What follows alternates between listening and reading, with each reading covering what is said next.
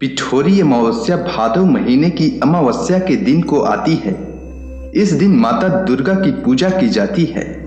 पिठोरी अमावस्या व्रत का महत्व और उसके बारे में सबसे पहले माता पार्वती ने बताया था। उन्होंने स्वर्ग लोक के देव राजा इंद्र की पत्नी को इसके बारे में बताया था। माता पार्वती ने बताया था कि इस व्रत के रखने से जीवन में बच्चों को सुख समृद्धि मिलती है, वे बहादुर बनते हैं। पिठोरी अमावस्या के दिन सप्त मातृका की पूजा की जाती है।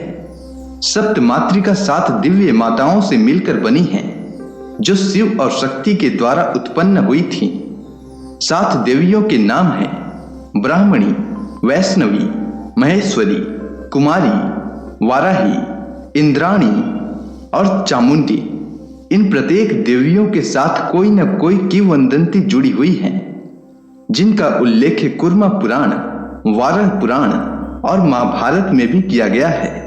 भगवान शिव के द्वारा एक महान शक्ति योगेश्वरी को उत्पन्न किया गया था, जिसे 7 देवियों के बाद 8वां स्थान मिला। पिठोरी अमावस्या के दिन 64 योगिनी एवं सप्त मातृका की पूजा की जाती है। पिठोरी अमावस्या के दिन व्रत रखने से बच्चे स्वस्थ, बुद्धिमान एवं बहादुर होते हैं। औरतें एक जगह इकट्ठी होकर तरह तरह का प्रसाद बनाती हैं और फिर चढ़ाती हैं। पिठोरी अमावस्या के दिन काली रात होती है, लेकिन इस दिन आसमान में लाखों करोड़ों तारे छाए हुए रहते हैं। मानो ऐसा लगता है कि किसी ने गेहूं का आटा आसमान में उड़ा दिया है और वो तारों के रूप में दिखाई दे रहा है। यह भी एक कारण है कि इसे पिठोरी अमावस्या कहते हैं। अब चलिए सुनते हैं पिठोरी अमावस्या व्रत की कथा। बहुत समय पहले की बात है। एक परिवार में 7 भाई थे। सभी का विवाह हो चुका था। सबके छोटे छोटे बच्चे भी थे। परिवार की सलामती के लिए 7 भाइयों की पत्नी पिठोरी अमावस्या का व्रत रखना चाहती थी। लेकिन जब पहले साल बड़े भाई की पत्नी ने व्रत रखा तो उसके बेटे की मृत्यु हो गई।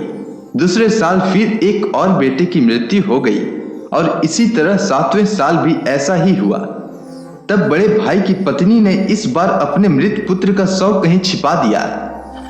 गांव की कुल देवी मां पोलेरम्मा उस समय गांव के लोगों की रक्षा के लिए पहरा दे रही थी।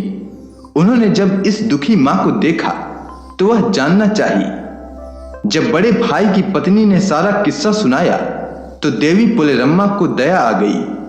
उन्होंने उस दुखी मां से कहा कि उन स्थानों पर हल्दी छिड़क दे जहां जहां उनके बेटों का अंतिम संस्कार हुआ है। मां ने ऐसा ही किया। जब वह घर लौटी तो 7 पुत्र को जीवित देखा तो उसकी खुशी का ठिकाना न रहा। तभी से उस गांव की हर मां अपने बच्चों की लंबी आयु की कामना के लिए पिठोरी अमावस्या का व्रत रखने लगी।